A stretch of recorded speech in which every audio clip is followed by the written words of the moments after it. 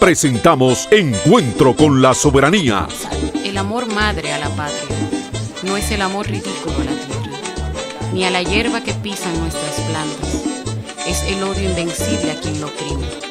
Es el rencor eterno. En el año 16.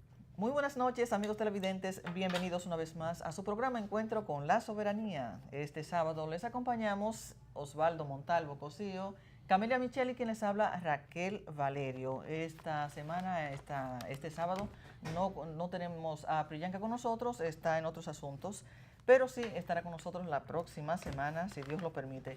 De inmediato, amigos televidentes, vamos a mencionarles los temas que tenemos en el tapete en esta noche de hoy. Primero tenemos el gueto de haitianos en Bávaro preocupa a los hoteleros. Preocupa el incremento de la impunidad relacionado con los crímenes cometidos por haitianos ilegales. En tercero tenemos que los haitianos crean desorden en el mercado de Pedernales para robar. Los haitianos se quedan con la mitad de los empleos en Jimaní. Y finalmente tenemos el pastor evangélico haitiano. No le gusta que le llamen extranjero en este país. Antes de comenzar con los temas que tenemos en el tapete, queremos leerle un artículo escrito por Inés Aispun el jueves pasado, el día justamente en que se celebra y se escogió ese día para celebrar el Día Internacional de la Mujer. Bien, y el artículo dice así: preocupación justificada. Son una serie de cuestiones que vale la pena que ustedes sepan de esto. Comienza diciendo que la preocupación ciudadana por el efecto que puede tener sobre la sociedad dominicana la emigración ilegal haitiana no parece aminorar con los esfuerzos de comunicación del gobierno. Se muestran fotos de soldados que pueden ir a la frontera y se anuncia la adquisición de drones. Pero, ¿es un problema de 3 drones y 200 soldados? ¿Qué harían en caso de una entrada masiva? ¿Apartarse? ¿Disparar? Ninguna de las dos es la solución. ¿Sabemos realmente cuál es el plan de gobierno? ¿Qué va a hacer más allá de la política de información? ¿Hay una estrategia para incluir realmente o excluir al inmigrante ilegal que ya está aquí? ¿Es una inmigración necesaria pero irregular? ¿Hay tráfico de personas? ¿Hay un plan para combatirlo? ¿Es una inmigración consentida pero no planificada?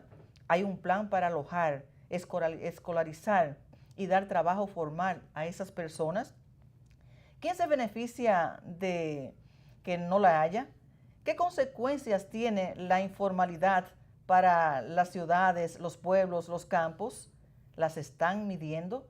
Permitirla es una imposición internacional, una medida humana. La inquietud es racismo, xenofobia, aprofobia. ¿Está justificada? Solo los nacionalistas la ven como problema. El problema es un número, no la nacionalidad. Es un problema económico. Es una migración que suma o que resta. Es una fuerza laboral que se necesita, como dicen los ingenieros. Trabajan la construcción en los hoteles, en el campo, por menos dinero que los trabajadores dominicanos. ¿Cuánto menos? Es una inmigración víctima de la explotación laboral, la corrupción política y militar de muchos años. ¿Es el futuro inevitable? ¿Tiene el gobierno respuesta a las reservas que les escuchan en cualquier grupo? ¿Cuál es realmente el plan? ¿Todo marcha según lo previsto? ¿Una propuesta de ley que prohíba alquilar alojamiento tiene algún sentido? ¿Dónde espera ese diputado que vivan esas personas en las calles? Osvaldo, vamos a comenzar contigo. ¿Qué tú puedes responder al pueblo dominicano dentro y fuera del país en tantos cuestionamientos que vale la pena reflexionar? Mira, lo más interesante de todo es que esos planteamientos que está haciendo Inés Aispun en el IM de ese día, cantidad de personas preocupadas por la situación de la invasión haitiana, lo han estado planteando desde hace mucho tiempo. En esos cuestionamientos no hay ni uno solo que sea nuevo. hay varias personas que durante años se han pronunciado sobre el tema en esos mismos términos y lo que han sido es acusados de racistas, de xenófobos, toda la cosa, ¿no? Sin embargo, ahora, cuando la cosa ya toca fondo, y no toca fondo, cuando la cosa empieza ya a causar problemas que afectan ciertos intereses, lo que yo he llamado el efecto Rainieri, entonces ya de repente hay como una gran voz de alarma. ¿Cuál es el efecto, lo que yo llamo efecto Rainieri? Eso es algo que lo hemos explicado más de una vez. O sea, en todo proceso, no únicamente, porque ahora el efecto Rainieri se dio con la cuestión de Bávaro. O sea, es decir, y el mismo Rainieri sale y dice, bueno, nosotros no contratamos haitianos ilegales. Bueno, ustedes directamente no, pero los constructores sí. Y los constructores sabían de esa ilegalidad, y los hoteleros sabían de esa ilegalidad, pero esa ilegalidad no convenía porque ya lo hemos analizado nosotros antes, es mano de obra no barata, sino mano de obra al nivel de sobrevivencia. Es decir, mano de obra muy barata. Entonces, como convenía, se miraron para otro lado, pero ahora lo que fue ese descuido se ha convertido en un gran problema. ¿Por qué? Porque es que hay un efecto boomerang. Sí, hay un efecto boomerang. Tú simplemente no le haces caso al asunto, tú sabes que hay un perjuicio, hay un daño que se hace al resto de la sociedad, pero como tú entiendes que tú estás socializando ese costo, a ti no te toca, entonces simplemente tú no lo miras. Ahora resulta que ya la misma exactamente, la misma permanencia de ilegales se ha constituido en un problema para el turismo de Bávaro. Pero ¿qué pasa? Que además hay que tener en cuenta que el turismo de Bávaro es un turismo de resorts. Un turismo de resorts es un turismo de paredes cerradas, ¿sí? Y aún así, porque también se pensaba, bueno, nosotros, es lo que sucede con muchos... Sí, los estamos encerrando en una exactamente, burbuja, perfecto. De belleza. Es lo que sucede con muchos... Y de limpieza. Con los millonarios del mundo que piensan que ellos, en base al dinero, se pueden encerrar en una burbuja y que no van a salir al medio exterior. Pero resulta que todavía no hay forma de uno respirar el aire privado. Todavía tenemos que respirar el aire que respira todo el mundo. Y de alguna manera tenemos que salir al medio exterior. Entonces, eso ha sucedido también en Punta Cana, Bávaro. Entonces, desde el momento en que haya problemas de salud asociados a los ilegales haitianos, eso se va a revertir en contra del proyecto completo. Porque entonces si hay algo que es inestable, es precisamente los destinos turísticos. Y no solamente se trata del caso, por ejemplo, de los ilegales haitianos. Mira el caso de México. O sea, el turismo en México se colapsó. Y no es por un problema de migración, es por un problema de violencia asociada al narcotráfico. Pero ¿qué resulta? Que el que es turista, lo menos que va a ir a un destino turístico es a conseguir problemas. O sea, claro, realmente es lo que quiere estar bien. Y si no se le garantiza los niveles de higiene, de salud, de seguridad, sí, y de serenidad, porque no es solamente eso. O sea, si usted sale, lo que usted ve son problemas, tensión, violencia. Aún no te agredan a ti, pero si tú sales y lo que tú ves es un espectáculo de personas en un ambiente completamente antihigiénico, sucio, arrabalizado, entonces ese no es un espectáculo que un turista va a venir desde tan lejos para verlo. Él no va a gastar su dinero en eso. Pero hay algo que yo quiero puntualizar antes de que entremos en otros temas, y es lo siguiente: ciertamente los hoteleros probablemente no inciden directamente en el asunto del ingreso de ilegales aquí. Sin embargo, el señor Rainieri, cuando se estableció el plan de regularización, él dio la información de que él estaba regularizando. ¿Qué significa eso? Que él sí tenía ilegales. O sea, esa información podemos chequearla en los periódicos de hace un año o dos. Pero ciertamente los hoteleros sí tenían gente contratada que tenía problemas de irregularidad. Yo no digo que ellos incidan en nada ilegal del ingreso de claro, indocumentados ni nada de eso, pero al momento de contratar ellos no verifican mucho. Y luego con el plan de regularización, ahí entonces fue que la cosa se estabilizó. Así es. Y continuando con ese mismo tema, Osvaldo y Camelia, Seguimos con esto de los en el este. Los haitianos han rehabilitado el entorno turístico de Bávaro y no permiten que los dominicanos trabajen en esa zona.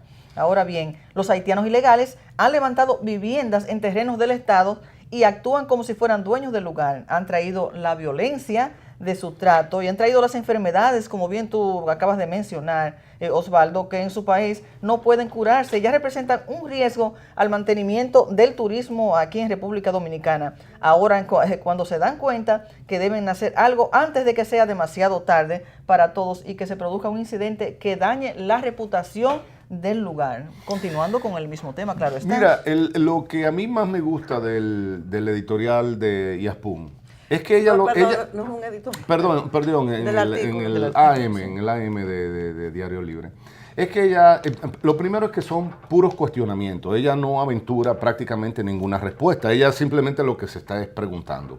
Entonces, cuando uno observa lo que se ha denominado, o podemos, o quisiéramos denominar política migratoria, uno se da cuenta de que la política migratoria ha sido, en términos formales, la de callar. Todavía esta es la fecha. El presidente se refirió no a la política migratoria, sino se refirió al problema migratorio en la rendición de cuentas, pero no habló de cuál es la política migratoria dominicana.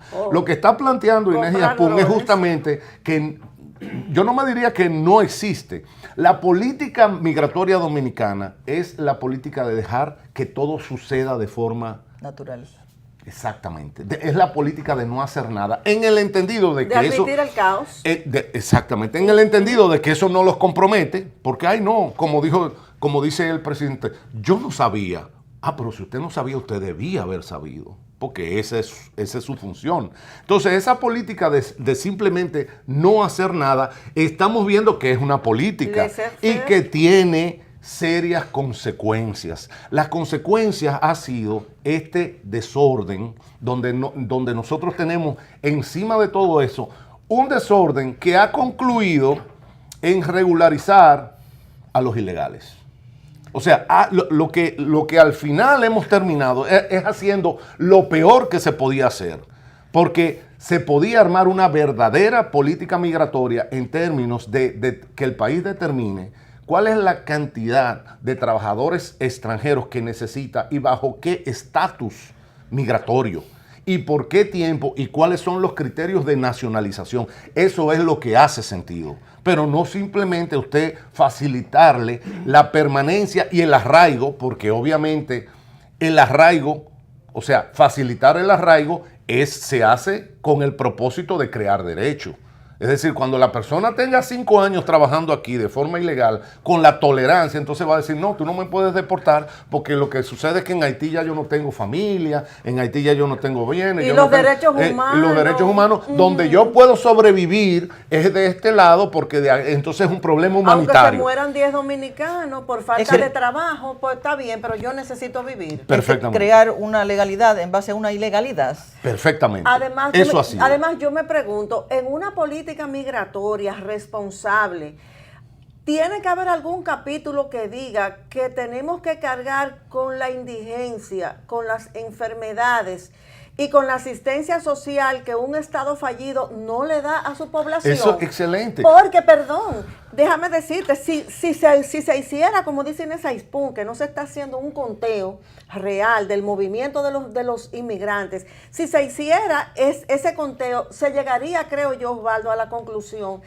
de que la mayoría no son obreros los que entran.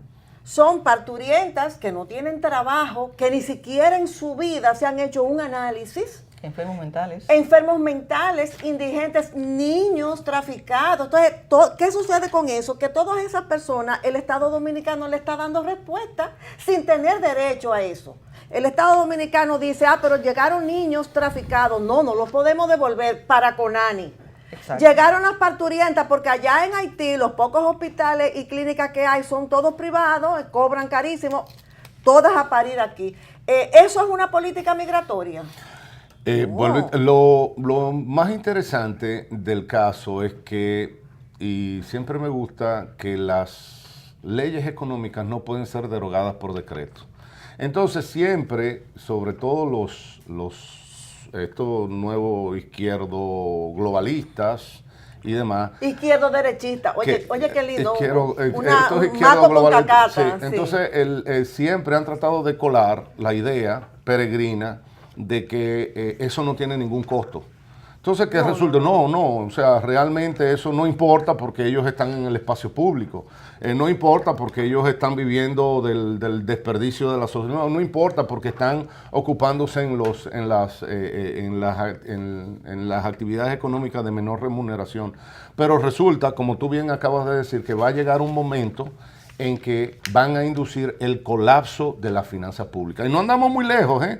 El gobierno está resbalando ahora con la cuestión del pacto fiscal. Está resbalando porque ya está claro que no hay manera, de la misma manera... De que cuadren las finanzas. Perfecto. ¿Y de qué manera? No, de la misma manera, como no hay forma de que usted llene un bolsillo que está roto, si no se detiene la cuestión de la corrupción que va de la mano con el problema de la invasión haitiana y no se detiene el ingreso y la forma de hacerle frente a la indigencia haitiana, no va a haber nunca posibilidad de cuadrar las finanzas públicas porque el dinero no va a dar. Eso es una familia donde trabaja uno solo y hay 100 dependientes, 100 bocas que sostener. No hay manera de que usted logre sacar a esa familia a flote. Así es, amigos televidentes, nos vamos a un pequeño corte y cuando regresemos continuaremos con los temas que están en el tapete. Ya volvemos en breve con ustedes.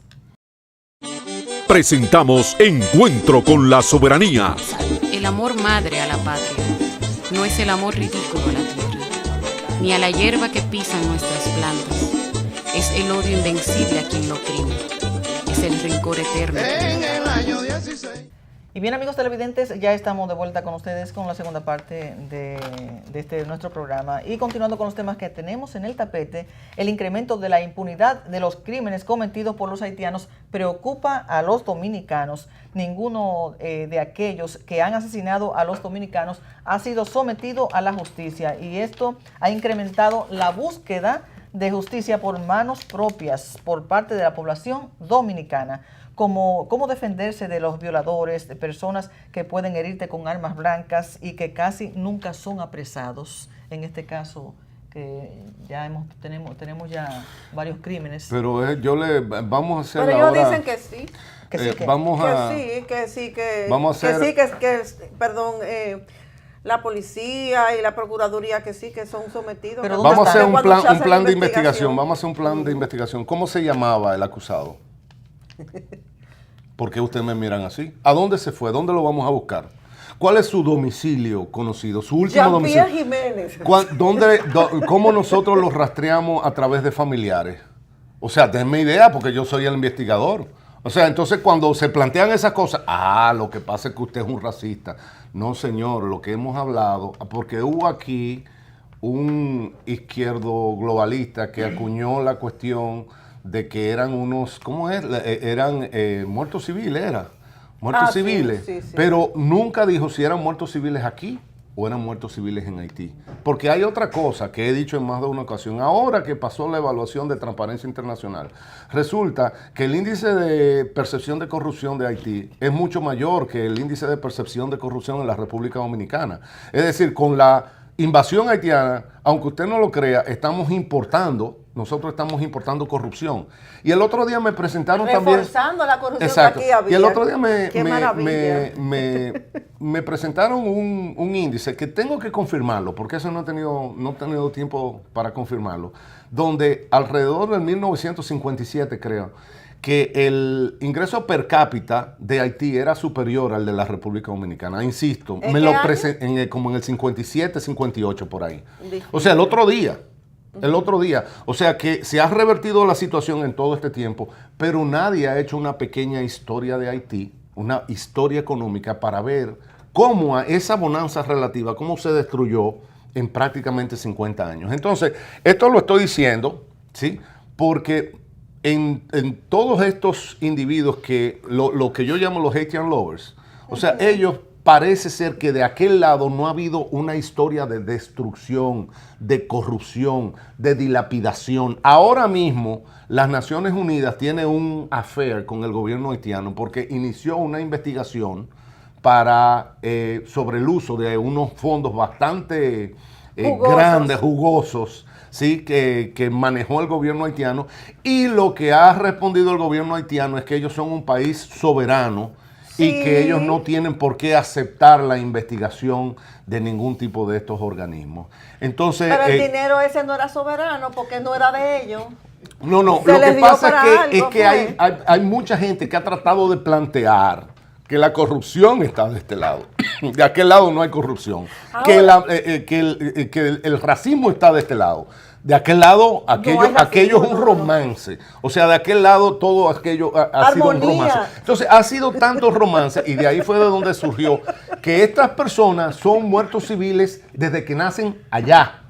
Desde que nacen porque no tienen Documentos. no tienen un documento. Entonces, ¿cómo se puede hacer una labor de persecución al delito cuando en principio no se conoce la persona? Esa persona no se conoce cómo se llama, de dónde viene, cuáles son sus familiares, cuál es su arraigo, cuáles son las probabilidades, dígame, nosotros somos los ellos investigadores, no- ¿dónde lo vamos a ir a buscar? Óyeme, ellos son la versión tropical del hombre invisible. Así, sí, y hablando Correctamente. de eso, de delito, tenemos una de las modalidades empleadas por los haitianos para robar en los mercados es provocar el desorden. Lo han denunciado los oficiales del CESFRON. En medio de una confusión, muchos de esos haitianos que entran en esos mercados fronterizos penetran al país y suelen pasar por menos de 6 controles cuando llegan por Dajabón, Cañongo, Carbonera, cruce de Pepillo Salcedo, Jaibón, cruce de Esperanza, entrada de Santiago. Una vez que pasan estos controles, estos haitianos se instalan en Santo Domingo como jardineros, buhoneros, seguridad de edificios, choferes de carros, pedigüeños en las esquinas, o se instalan directamente en los hospitales como enfermos permanentes. ¿Cómo es posible que en los hospitales y en las ciudades de Santo Domingo estén repletas de haitianos? Osvaldo, Raquel, yo les voy a responder con una pregunta. ¿Por qué no cerramos ese mercado? ¿Por qué no lo liquidamos? Porque realmente, si vamos a hacer una evaluación, yo creo que República Dominicana se beneficia muy poco. ¿Por qué tenemos que tener ese mercado funcionando? Igualmente, ¿por qué buscar drones y por qué enviar policías, invertir más dinero cuando el problema está aquí dentro? ¿Qué se va a hacer con lo que está aquí dentro? Perfectamente, Sí. ese es el gran cuestionamiento, porque en la cuestión de los drones, eso es un lamparazo. O sea, ahora nosotros tenemos 50 años o no 50 años, pero tenemos 10 años de frontera abierta, y entonces ahora vamos a meter tecnología de punta, y ahora sí vamos a perseguir, No, y 10 vamos a ver, años no. desde que Desde exista un Leonel, intento. Y desde entonces, Leonel. la primera pregunta Primero. es, ok, vamos a suponer, vamos a hacer un ejercicio de imaginación, vamos a suponer que el resultado de la tecnología no va a ingresar un solo ilegal más. ¿Y qué vamos a hacer con los que están adentro? Que están ilegales. Entonces, ¿qué pasa? ¿Qué vamos a hacer? Porque esa es la frontera física. Y cualquier política migratoria mínimamente inteligente plantea, bueno, vamos a plantearnos que hayan algunas personas hábiles que superen la frontera física. Si hubiera un muro que salten, pero nosotros vamos a decir, bueno, esas personas, ¿dónde se van a localizar? ¿De qué van a vivir? Entonces nosotros tenemos que seguir rastreando eso para precisamente nosotros en un momento determinado poder capturar a las personas que no tienen el estatus migratorio y deportarlas. Así es, con la misma Entonces, situación. una persona que no tiene forma de vida en un país extranjero, eventualmente va a retornar incluso de forma voluntaria. Eso es lo que ha hecho Estados Unidos. Entonces, ¿a quién usted tiene que penalizar? A quien le sirva al ilegal, pero no nombrándolo como cónsul. Exacto. O sea, si usted realmente va a hacer una política migratoria, lo menos que usted haría es nombrar como cónsul a una persona Traficante. que es traficante. Por favor. Entonces, ¿por dónde me voy? ¿Por los drones o por el cónsul? Así es. ¿Sí? Y en el mismo orden, Osvaldo y Camila, los pobladores de Jimani dicen que los haitianos se quedan con más de la mitad de los empleos que produce la ciudad, sin que se produzca una reacción del Ministerio de Trabajo en la Dirección General de Migración y las autoridades dominicanas que deberían velar y proteger por el bienestar de los dominicanos, aunque Esta semana sí se manifestó el ministro de Trabajo hablando de acerca del 80-20, pero ya es hora, no es solamente de que se hable, es que se ejecute. ¿Quién está ejecutando el 80-20? Mira, esa pregunta tuya nos remite al programa anterior o al otro. En el sentido, tú recuerdas, Osvaldo, que hablábamos de la petición de los empresarios que están establecidos en la zona fronteriza, de las zonas francas de ahí, etcétera, que ellos pedían 20 años más de gracia sin pagar impuestos, con el uso libre de puertos, 20 años más para poder desarrollar la zona. Óyeme, ¿cuál es el desarrollo? Si tal y como se señala en esos planteamientos, los dominicanos no tienen empleo ahí. Mira, ahí hay que vamos a estar claros en algo que no va a suceder. En la medida en que exista una sobreoferta de trabajo a nivel de simple sobrevivencia, no hay posibilidad que se le dé empleo a los dominicanos. Porque cuando un dominicano, y lo he dicho en más de una ocasión, cuando un dominicano pide un salario diario de 1,000 pesos por hacer algo, siempre va a haber un haitiano que lo haga por 200. Entonces no hay manera que le den el trabajo a los dominicanos, salvo que exista una regulación a ese efecto. ¿Por qué debe haber una regulación? Un poco por lo que dice Inés Yaspún. Algunos idiotas, porque no encuentro una mejor palabra, lo que plantean es, no, lo que pasa es que el dominicano no quiere trabajar. No, el dominicano sí quiere trabajar. Lo que pasa es que él por ese trabajo quiere que le paguen 1,000 pesos, no 300, no 200. Si le pagan 1,000 pesos, él sí hace el trabajo. Entonces, ¿por qué hace ese trabajo? Porque el dominicano tiene una familia, tiene unos hijos, que por precaria que sea su condición, ha logrado un cierto nivel de bienestar. Un cierto nivel en el sentido de que por lo menos tiene donde dormir. ¿Sí? Los hijos de alguna manera pueden asistir a una escuela, compra se bebe una cerveza, porque hay algunas personas que quisieran que los dominicanos trabajaran, exactamente, que vivieran también al nivel de sobrevivencia para entonces que compitieran con los haitianos por el nivel de sobrevivencia. Ese es su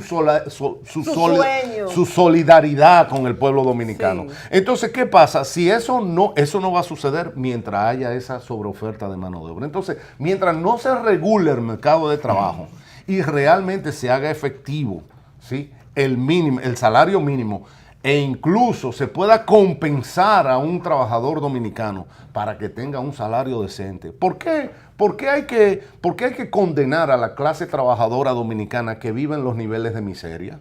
Entonces, nadie tiene esa aspiración. Tú lo que vas a hacer es que te vas a salir de ese mercado de trabajo y tú vas a acceder a otro mercado, al mercado informal, como yo he dicho, al de la economía gris o al de la economía delincuente. Eso ha pasado en Estados Unidos, donde ¿cómo tú convences a una persona en un gueto en Estados Unidos que deje de ganarse $1,000 diarios vendiendo crack y se vaya a ganar $4.75 la hora lavando platos en un McDonald's?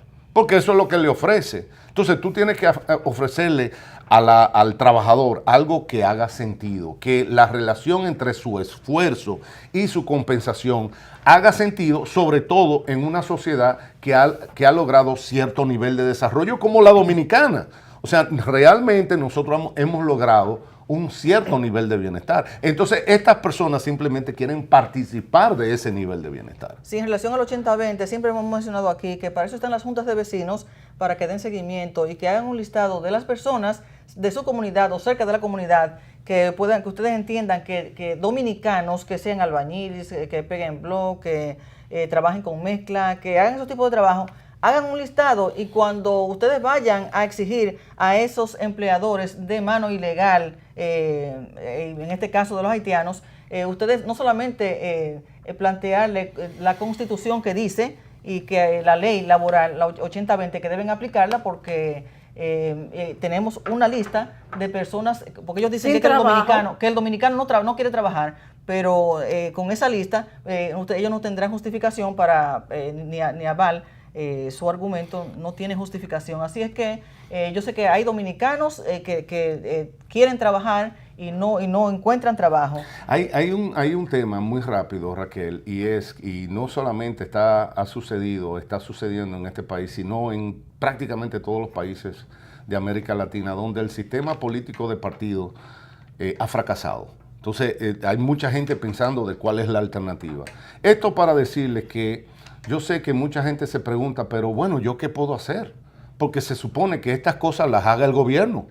El gobierno no las ha hecho, no las está haciendo y no las va a hacer. Y a propósito Entonces, de eso, la población tiene que buscar mecanismos de participación.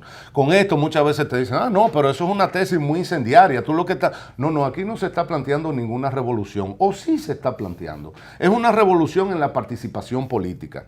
Nosotros tenemos una tradición de que, sobre todo las clases educadas, tienen resistencia a participar en política porque la política es sucia, porque en la política hay muchas traiciones y no vamos a discutir si eso es o no es verdad. Ahora, ha llegado el momento en la historia donde tenemos que participar en política, donde la gente va a tener que buscar fórmulas de asociación para defender sus intereses, los intereses de ellos, de ustedes. Si usted vive en su barrio, si usted tiene un interés común de preservación de su hospital, de su escuela, la escuela de sus niños, de la preservación de la salud en su área, de la preservación de la tranquilidad en su barrio, de proteger su cancha, no espere, señor, por favor, no siga esperando que el gobierno se lo resuelva. Usted va a tener que buscar una fórmula que sea más proactiva, quizá con el gobierno, quizá presionando al gobierno, quizá demandando al gobierno, pero no espere que el gobierno se lo haga, porque el gobierno no se lo va a hacer. Así es. Tome la iniciativa. Sí, así una de las fórmulas es la que hemos estado tomando nosotros desde las redes.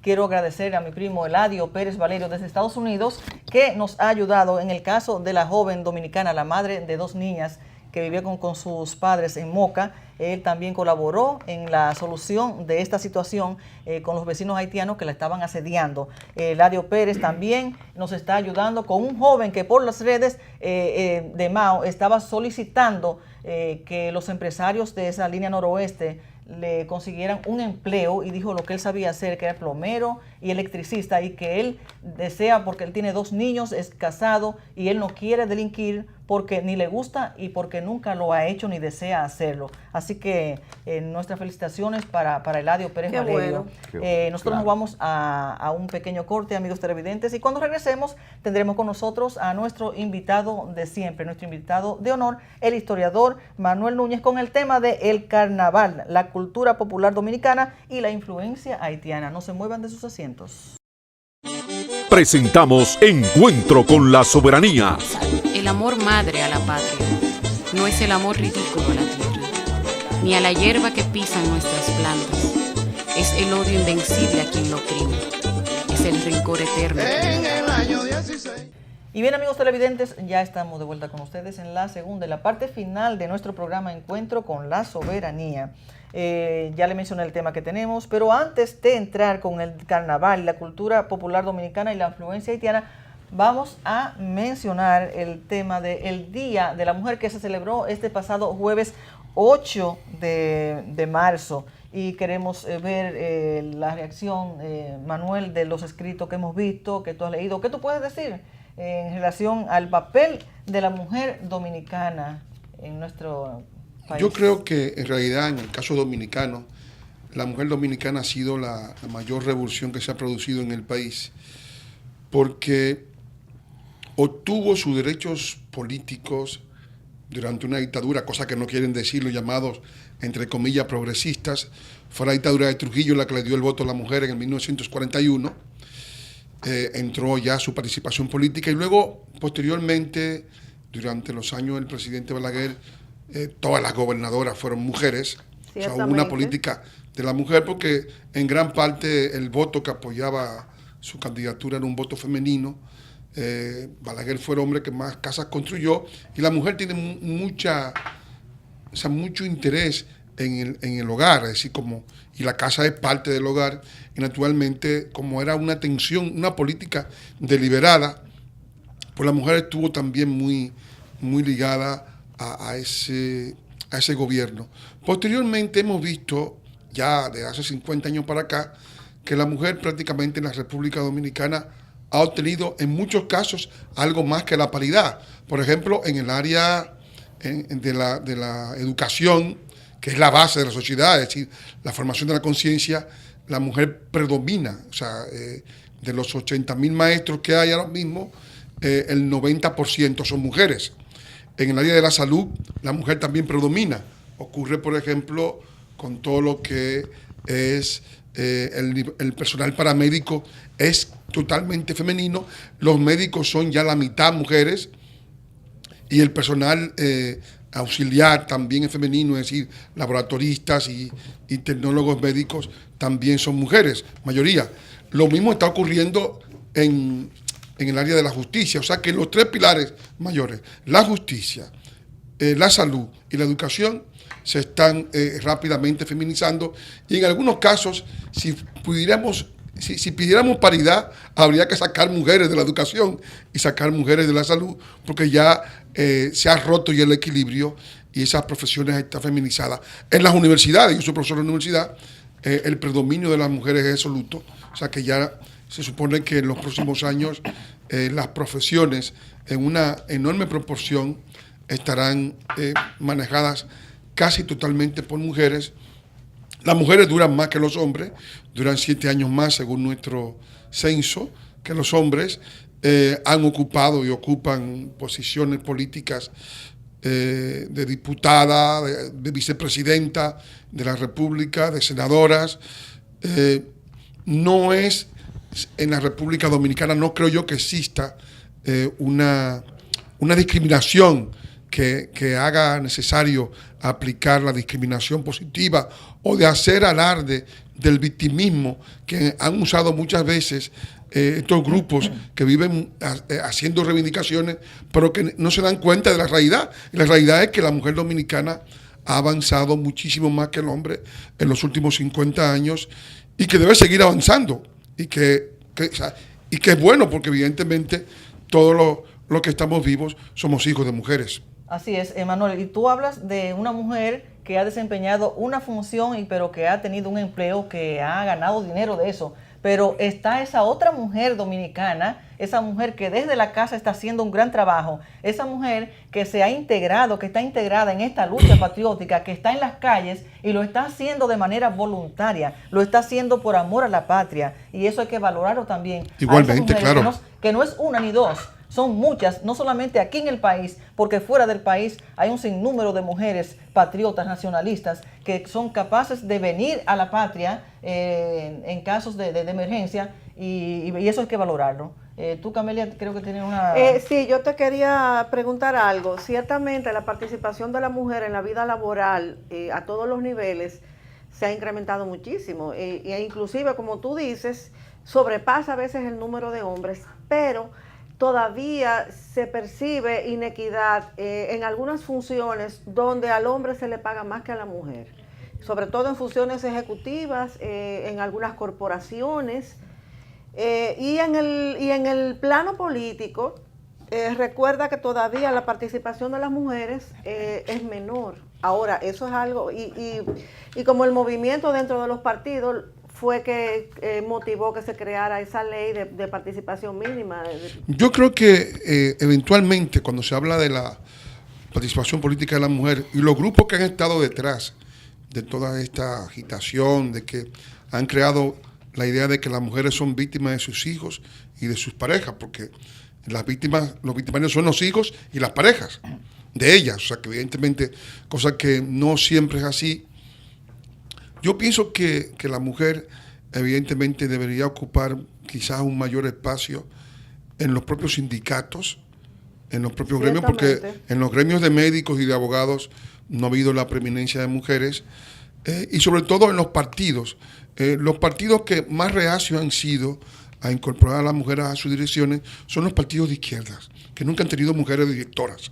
Por ejemplo, porque si hablamos de Balaguer, que tuvo 24 gobernadoras, y luego naturalmente le dio una preeminencia a una política femenina, y luego han seguido otros partidos, pero en menor cuantía. en menor cuantía. Pero mira, eso es paradójico porque justamente los izquierdistas, ¿verdad? Que son remanentes de la perestroika y eso, Sino que abogan por los grupos minoritarios.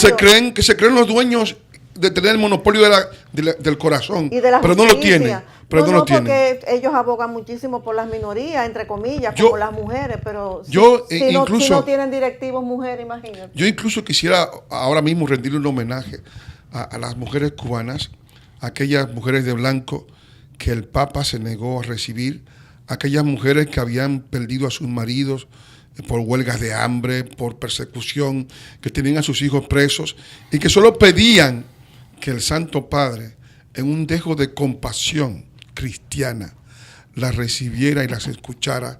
Y el Santo Padre prefirió escuchar al dictador y no escuchar a sus víctimas. Así es. Para hablar de la mujer, amigos televidentes, nos faltaría no solamente un día, quizás varios programas, porque hay mucho que decir.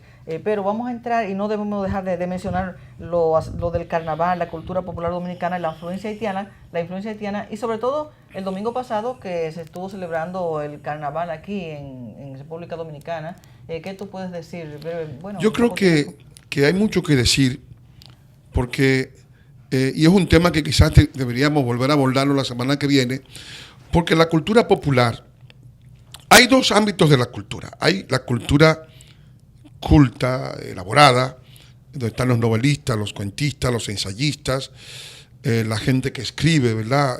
La gente letrada, y que produce pues una visión cultural con sus creaciones. Y luego está la cultura popular, en la cual está la poesía oral, el cuento oral, el folclore, las danzas, la bachata, el merengue, la música, la religiosidad,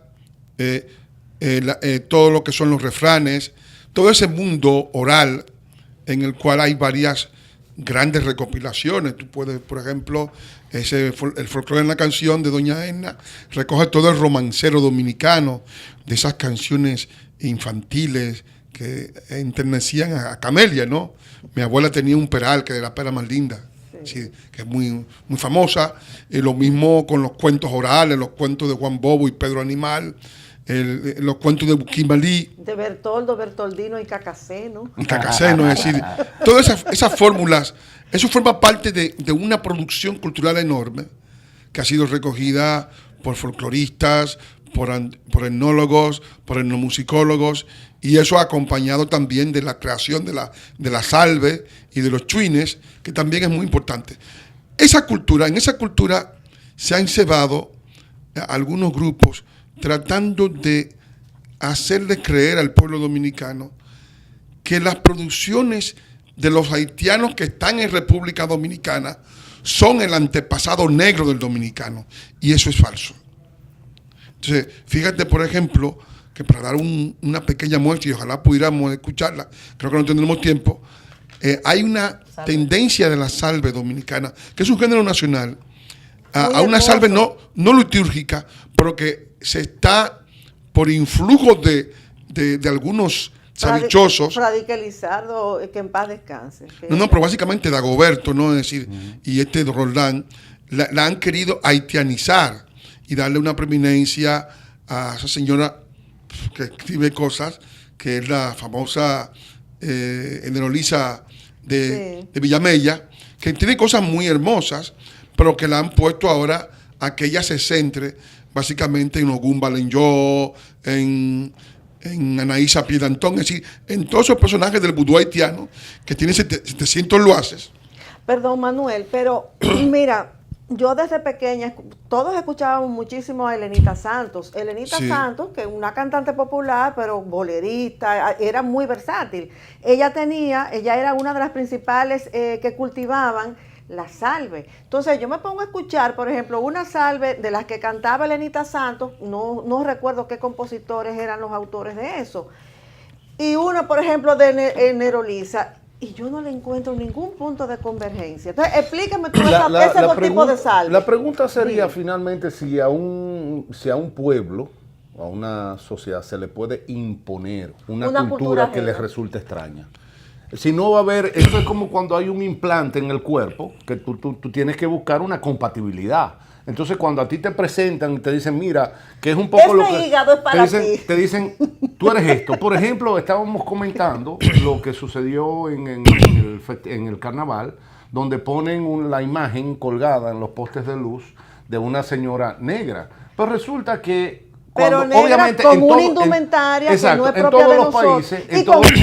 Y con unos ojos, esto quería destacar, unos ojos prácticamente de alguien que está en trance. En trance. Arrebatado. Entonces resulta... El Ministerio de Cultura. Perfecto. Entonces resulta lo hizo que eso. cuando tú quieres condensar en una imagen un fenotipo, entonces tú lo que buscas es el promedio. Entonces tú dices, bueno, ¿cuál es en la mezcla racial dominicana, cuál es la media? Entonces la media no es un blanco, pero tampoco es un negro, es un mulato. Y entonces tú dices, bueno, vamos a ver cuál es más o menos, cuál es el grado, el gris apropiado. Y lo que tú dices respecto de la actitud es por igual. O sea, hay una actitud que es la actitud convencional de una joven o de una señora dominicana. Entonces tú tratas de retratar eso. La indumentaria. Entonces tú dices, bueno, vamos a situarnos en el plano, digamos, popular, rural. O rural. Tú dices, vámonos para el campo y vamos a ver cómo se visten. Y en función de eso tú dices, esta es la imagen. Porque obviamente tú no puedes dar una imagen diversa porque se trata de retratar en un solo recuadro. Pero entonces vienen y te traen una figura de una negra africana y te dicen, no, este es el carnaval de la República Dominicana. Pero resulta que no. O sea, no es solamente yo, ustedes, ningún dominicano se identifica con esa imagen porque esa es una imagen completamente ajena a lo que es la vida cultural y la vida social dominicana. Y fue una imagen yo que creo no que también fue puesta una sola vez, no, esa una imagen repetida, se colocó, en función. Toda la máximo gol. La idea es que si te lo repiten,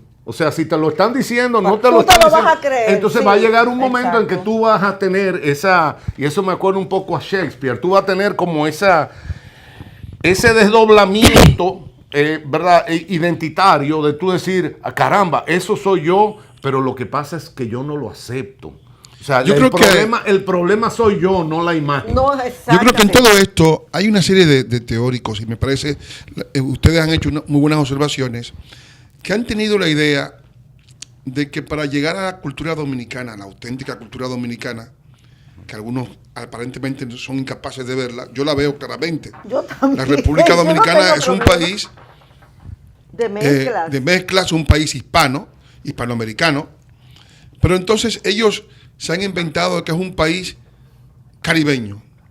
Sí. Y caribeño quiere decir, Africano. que lo único que une a todas las islas del Caribe es el color de la piel. Y que hay negros en todas las islas del Caribe. Y entonces se proponen entonces para ellos, para llegar a esa cultura caribeña, deshispanizar a la cultura dominicana. Y la hispanidad no es un problema de color. La hispanidad es un problema de cultura. Correcto. O sea, porque las culturas no tienen color. No existen culturas negras ni culturas blancas.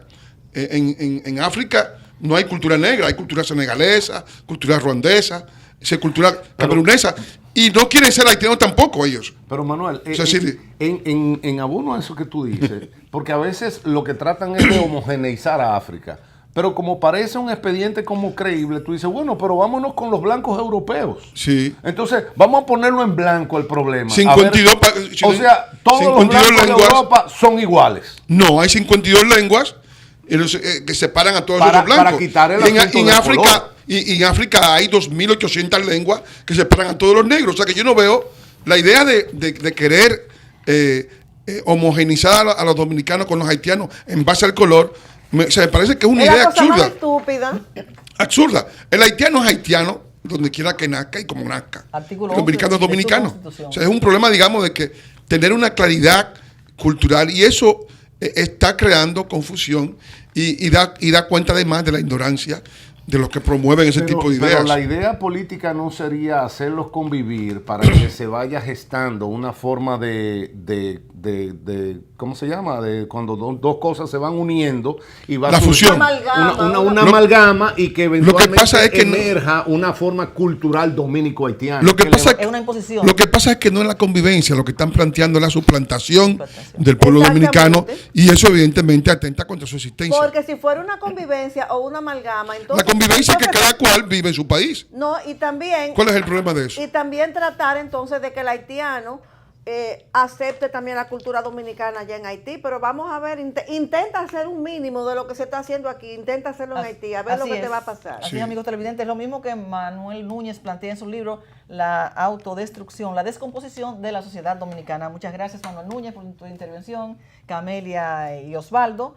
Les recuerdo, amigos televidentes, que mañana domingo estaré en Estados Unidos en el programa de salud y algo más de Esmeldi Rosario. Se pueden comunicar conmigo para lo del libro de Manuel Núñez y también para el calendario patriótico, que ya lo tenemos allá en Estados Unidos, en el 203-565-4823. Así que muchas gracias a todos ustedes por su sintonía. Los esperamos cada sábado de 8 a 9 de la noche por aquí por Teleimpacto, canales 52 de Claro, 22 de Tricón. Además nos pueden buscar en YouTube. Así que pasen todos un feliz resto de este sábado. Presentamos Encuentro con la Soberanía. El amor madre a la patria no es el amor ridículo a la tierra, ni a la hierba que pisan nuestras plantas. Es el odio invencible a quien lo oprime. Es el rencor eterno. En el año 16.